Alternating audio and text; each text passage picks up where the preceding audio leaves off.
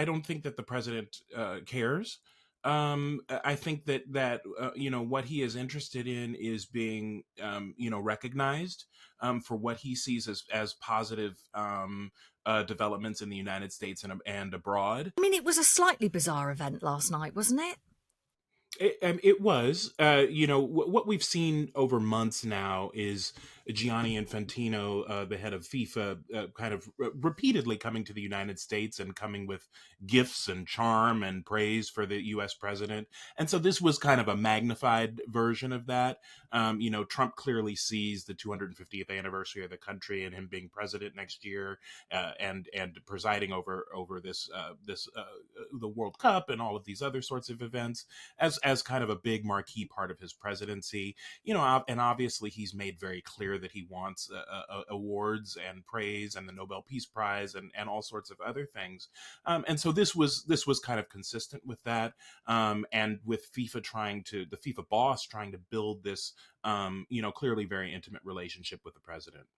I mean, the creation of the FIFA Peace Award, which is essentially a made up award for Donald Trump, isn't it? And then the image of Trump putting the medal on himself, which, I mean, you don't see it. Is there an understanding of what that looks like around the world, do you think? I think that there is not really. I don't think that the president cares. I think that what he is interested in is being recognized for what he sees as positive developments in the United States and abroad. And I think he puts a lot of weight on kind of public acclamation of that. And we've seen that in his in the trips that he's taken abroad, the countries that he's gone to, in terms of the exchange of gifts and the showering of praise. I think that is part of the transaction that comes with President Trump's foreign policy. Hmm. Let's talk about some of the sort of really serious points, actually, which came out of Washington of the 2025 US national security strategy, really raising, it's being interpreted certainly here in Europe, of raising quite serious questions about NATO's future. Do you think that's a serious assessment, a fair assessment?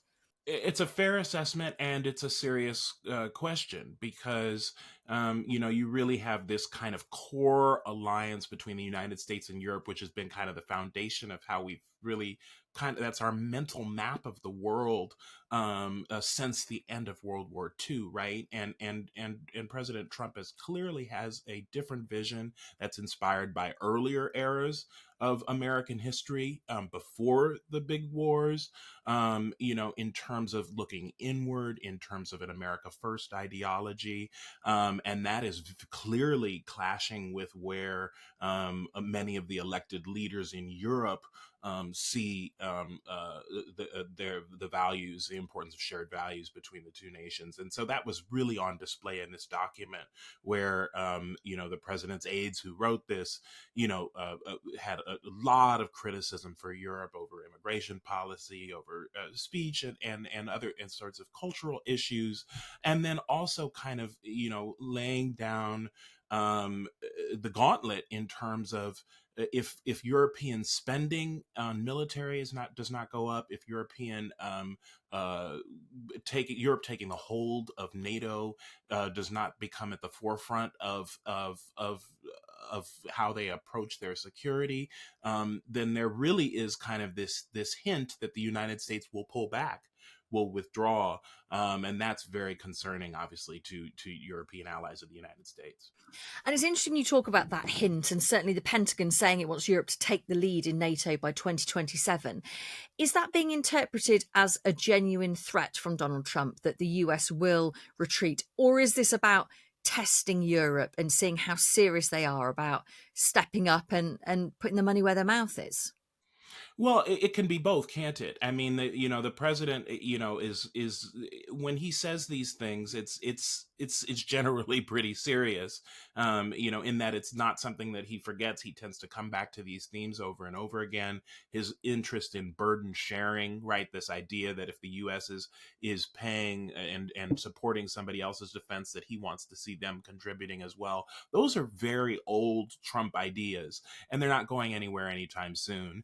And and there's so it may have the effect of forcing compliance, but it also does come from a real place in that the president really does want to pull back and want to focus on America first, and he's willing to do that if he doesn't see the results in Europe and also in Asia, in terms of those countries spending more on defense.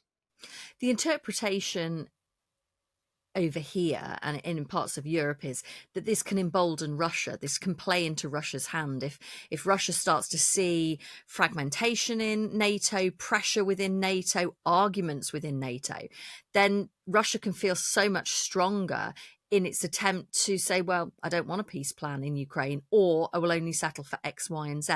Do you think there's some truth in that? And is that recognized in Washington? Well, in the 33-page national security strategy, you don't really see a lot of outright criticism of Russia.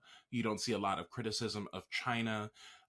It's very much more of a pragmatic approach in terms of not criticizing values that may be misaligned with the American system, just kind of taking them as is.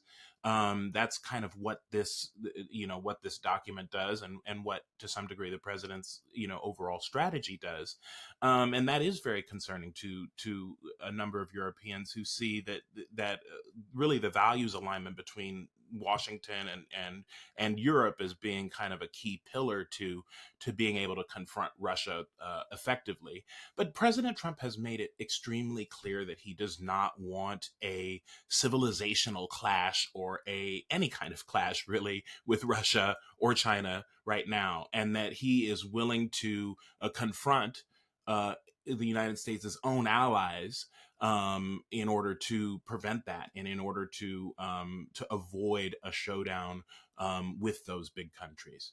There is also a beautiful medal for you that you can wear everywhere you want to go. I'm going to wear it right now. Okay, let me hold. Fantastic. Excellent. Therefore, FIFA, the Fédération Internationale de Football Association, awards the 2025 FIFA Peace Prize, Football Unites the World, to Donald J. Trump, President of the United States of America, in recognition of his exceptional and extraordinary actions to promote peace and unity around the world. Friday, December 5th, 2025. This is the certificate. It's yours.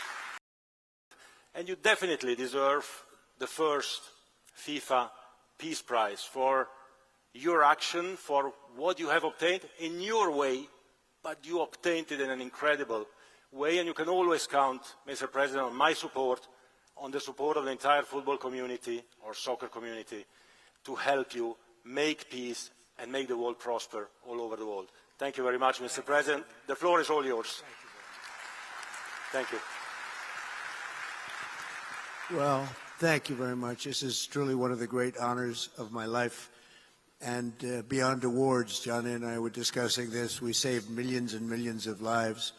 The Congo, as an example, over 10 million people killed, and it was heading for another 10 million very quickly. And it just, the fact that we could do that, India, Pakistan, so many different wars that we're able to end, in some cases a little bit before they started, just right before they started. It was going to be late, but we got them done, and it's such an honor to be with Johnny. I've known Johnny for so long. He's done such an incredible job, and I have to tell you, you've set new records on ticket sales, and not to bring that up, because we don't want to bring a thing like that up right now, but it's an awfully nice tribute to you and to the game of football, or as we call it, soccer, but football, and that is an amazing thing. The numbers are beyond any numbers that anybody, even beyond what Johnny thought was possible. Definitely. I want to thank, by the way, my family, my great First Lady, Melania. You're right here, and thank you very much.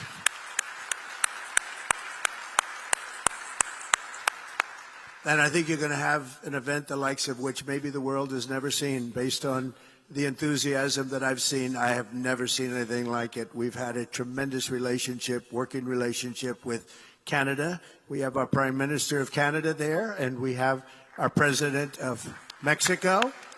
And we've worked closely with those two countries, and the coordination and friendship and relationship has been outstanding. And I want to thank you both very much, and your countries very much. But most importantly, I just want to thank everybody. The world is a safer place now. The United States 1 year ago was not doing too well. And now I have to say we're the hottest country anywhere in the world, and we're going to keep it that way. Thank you all. Thank you. Have a great time. And Johnny, a tremendous honor. Thank you. Thank you, President. Thank you so much.